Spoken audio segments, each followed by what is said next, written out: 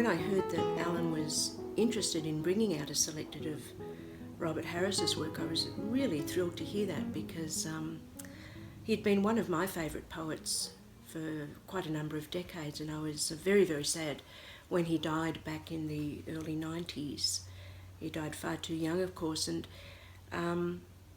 he struck me as just a very original poet. No one really quite like him, I think, in Australian poetry. And I certainly felt that he was absolutely hitting his stride as a poet in his last two books, especially The Cloud Passes Over and Jane Interlinear and other poems. I think they're extraordinary works. And one wonders what he might have gone on to produce in the future had he lived, of course.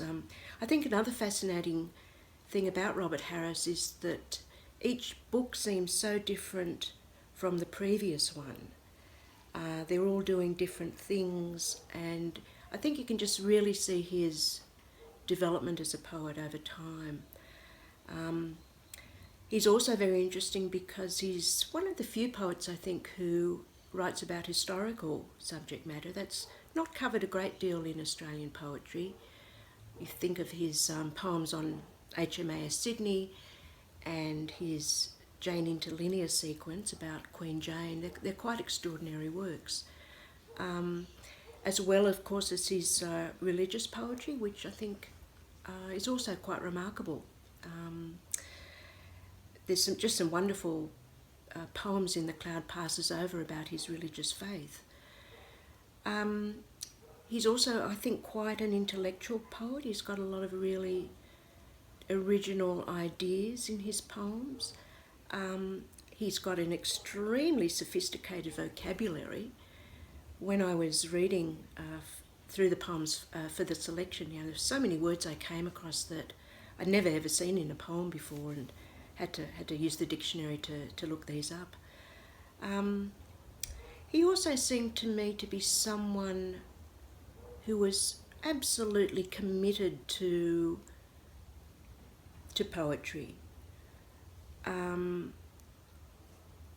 And that sort of, that dedication, that commitment, poetry is a way of life sort of thing, I think really attracted me to him and his work as well. I didn't personally know Robert Harris. I think I met him once or twice or heard him read a couple of times, but it just struck me as a very interesting poet and someone who could have gone on to do even more remarkable things had he lived.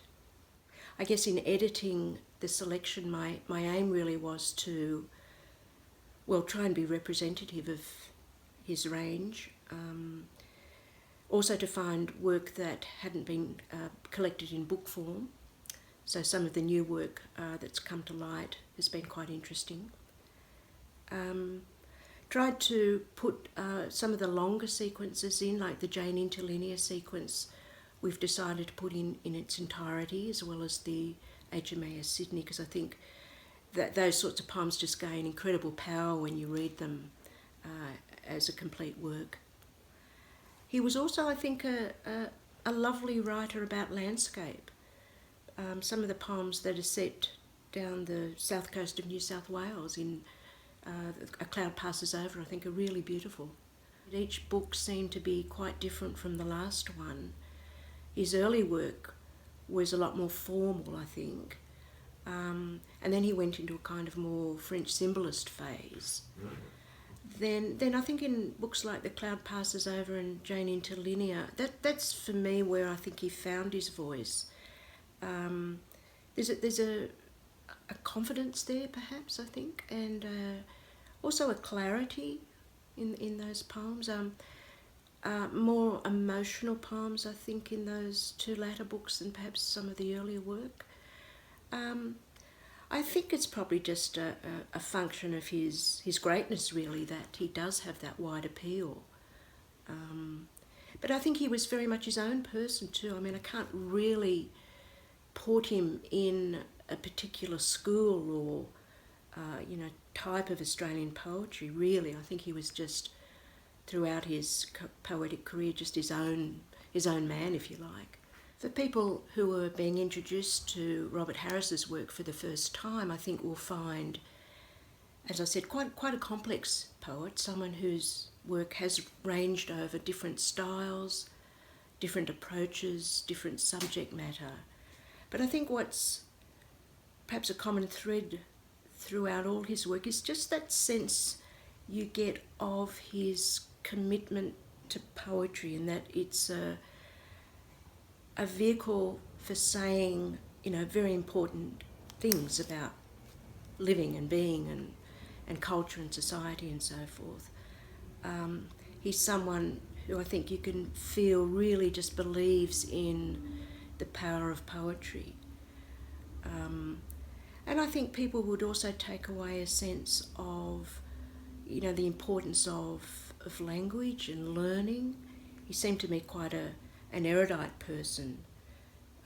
You get the sense that he was incredibly well read throughout his whole life, just bringing to bear on his own poems, a lot of weight of knowledge and that sort of thing. So I think, for someone coming to him newly would be a wonderful experience for them to see someone who had dedicated their life to poetry and see the results of that kind of work.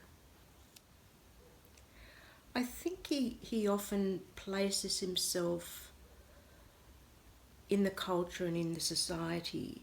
So in many ways, he's much more than just a lyric poet who's constantly writing about their own states of mind or feelings. He does seem to have a wider grasp of where he might fit into the broader culture, I think. And also how historical incidents or episodes, how they might fit into, I'm thinking, with the Sydney, HMA Sydney poems, for example. He also emotionally places that too. And also with the Queen Jane sequence, he's very sympathetic towards her. And that comes through quite strongly, I think. Just the very tragedy of what happened to Jane there. So I think he has this very empathetic quality to his work as well.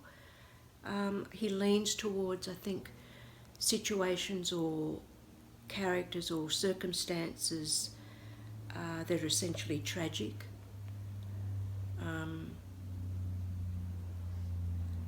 And I guess too, he often writes about the more tragic areas of his own life.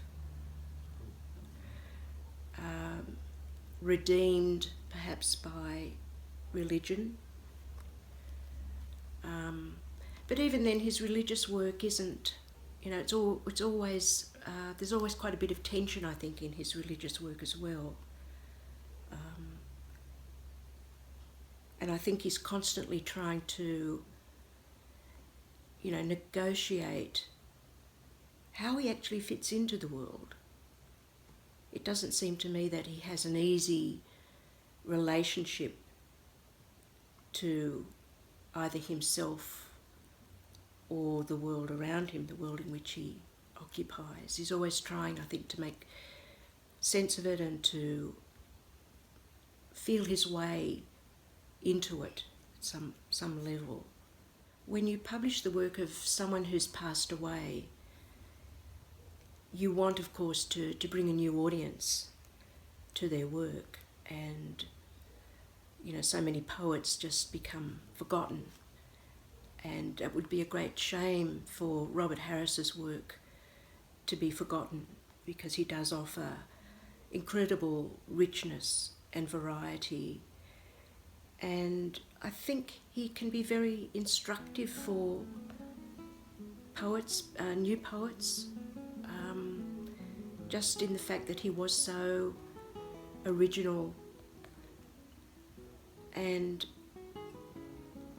you don't want them to be forgotten because their contribution to literature, to Australian literature, still stands, is still very, very important.